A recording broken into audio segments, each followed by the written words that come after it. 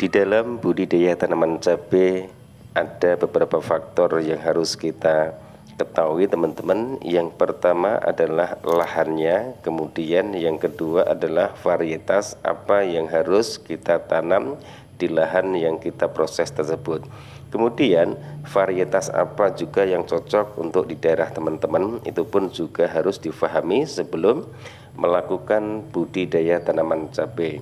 Kemudian langkah berikutnya, di saat tanaman cabai sudah memasuki fase vegetatif, berikanlah pupuk yang mengandung nitrogennya tinggi.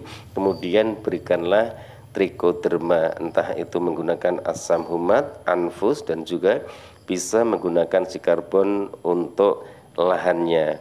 Proses lahan sangat penting sekali untuk keberhasilan budidaya tanaman cabai, karena lahan itu adalah bagian dari rumah tanaman yang akan kita budidayakan.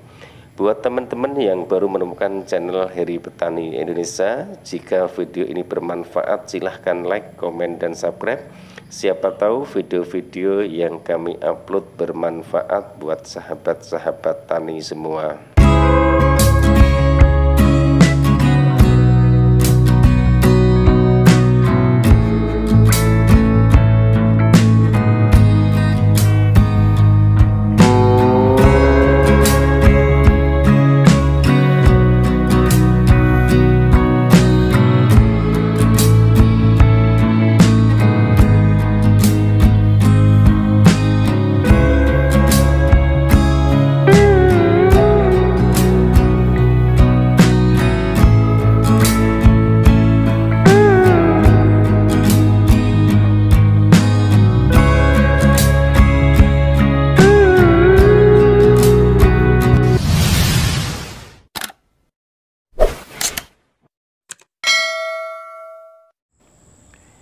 Assalamualaikum warahmatullahi wabarakatuh. Bismillahirrahmanirrahim.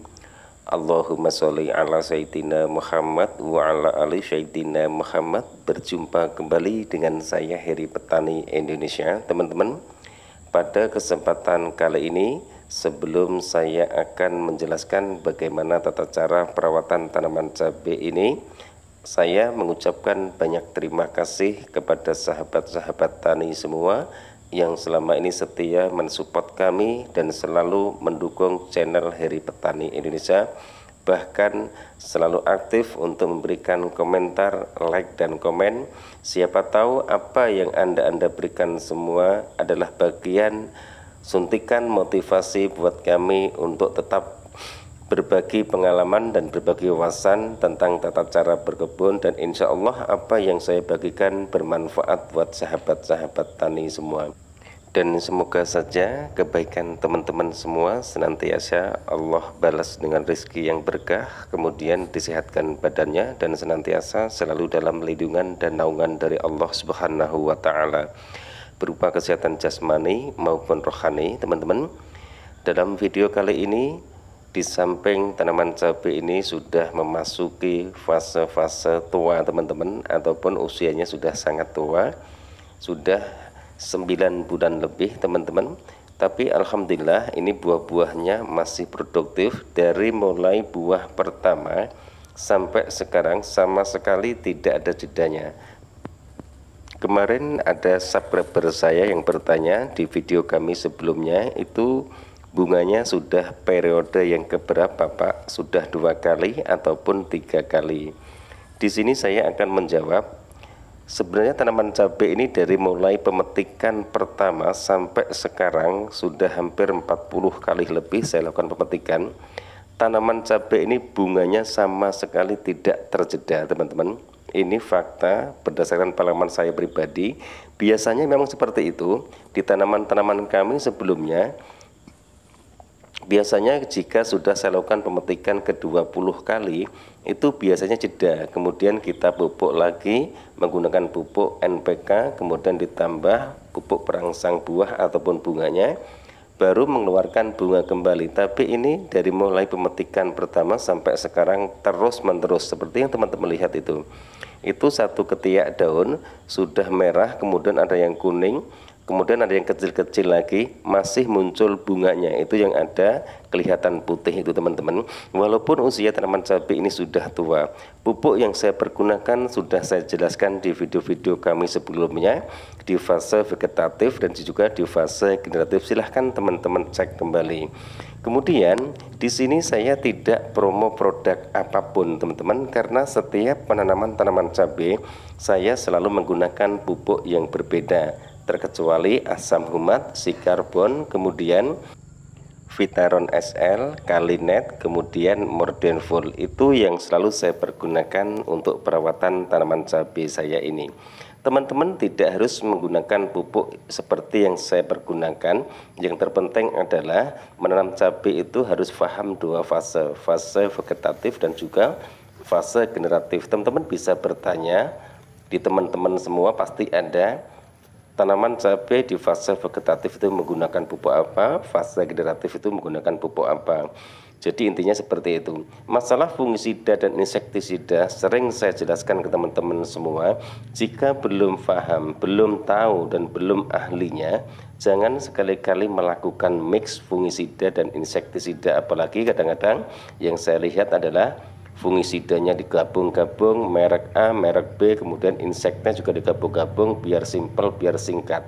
Kebanyakan menggunakan fungisida dengan dosis yang tinggi itu juga akan merusak tunas-tunas baru yang akan muncul di tanaman cabai kita. Kemudian biasanya yang terjadi adalah daunnya itu agak keriput, kemudian agak kecoklatan. Nanti yang terjadi adalah prediksinya jika tidak trip pasti tungo. Itu kadang-kadang juga harus dipahami. Maka dari itu saya sarankan buat pemula, ini buat pemula teman-teman, usahakan penyepraian itu masing-masing, misalnya fungisida ditambahkan kalsium ataupun nutrisi-nutrisi yang lainnya. 5 hari kemudian diganti dengan insektisida, kemudian tambahkan nutrisi ataupun pupuk-pupuk daun yang lainnya.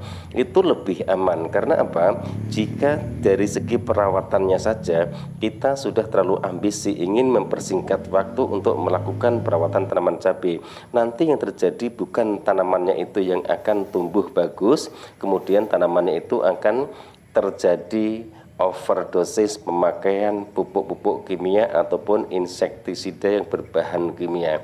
Jadi intinya pergunakanlah fungisida itu tunggal, kemudian insektisidanya juga tunggal. Jadi di masing-masing hanya dilakukan perolingan saja teman-teman, jangan sekali-kali di mix jika belum berpengalaman.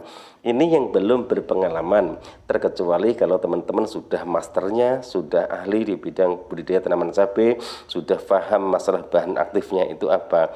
Tapi jika tidak paham, usahakan pergunakanlah fungisida itu dengan dosis rendah, kemudian dilakukan secara merolling. Insya Allah jika pemberian fungisida dan juga insektisida itu diberikan secara tepat, dosis yang tepat, tata cara mengaplikasikan yang tepat, kemudian intervalnya juga selalu konsisten, tanaman cabai akan tumbuh secara subur dan insya Allah akan membuahkan buah-buah yang lebat. Kemudian jangan sering menonton treatment-treatment yang dilakukan oleh sahabat-sahabat kami, karena mereka semua mungkin sudah ahlinya meracik dengan bahan telur, kemudian dicampur dengan micin, kemudian dicampur dengan produk-produk yang lainnya. Itu pun juga jangan diikuti jika teman-teman belum paham. Apalagi tanaman cabai teman-teman sudah mulai terserang penyakit, teman-teman membuat treatment, nanti yang terjadi malah akan berakibat fatal pada tanaman cabai yang teman-teman budidayakan. Mungkin hanya ini teman-teman yang bisa saya sampaikan dalam video saya kali ini. Mohon maaf jika ada salah-salah kata, karena saya pun juga masih tahap pembelajaran. Ini pun juga sebagian dari pengalaman kami yang saya bagikan ke teman-teman semua. Mudah-mudahan bermanfaat dan bisa dicoba, insya Allah hasilnya pun juga sama asal menanam tanaman cabai itu dilakukan dengan hati yang ikhlas, kemudian rutin untuk mengontrol tanaman cabai tersebut, apakah tanaman cabai itu sudah mulai terserang hama ataukah tanaman cabai itu sudah mulai terserang jamur. Terima kasih atas segala support dan doanya. Mudah-mudahan kedepannya saya selalu bisa berbagi, sharing dan pengalaman-pengalaman saya pribadi yang akan saya berikan ke teman-teman semua, dan mudah-mudahan kita semua senantiasa selalu dalam lindungan dan naungan dari Allah Subhanahu wa taala. Wabillahi taufik wal hidayah. Wassalamualaikum warahmatullahi wabarakatuh. Salam sukses buat Anda, salam sukses buat para petani di seluruh Indonesia.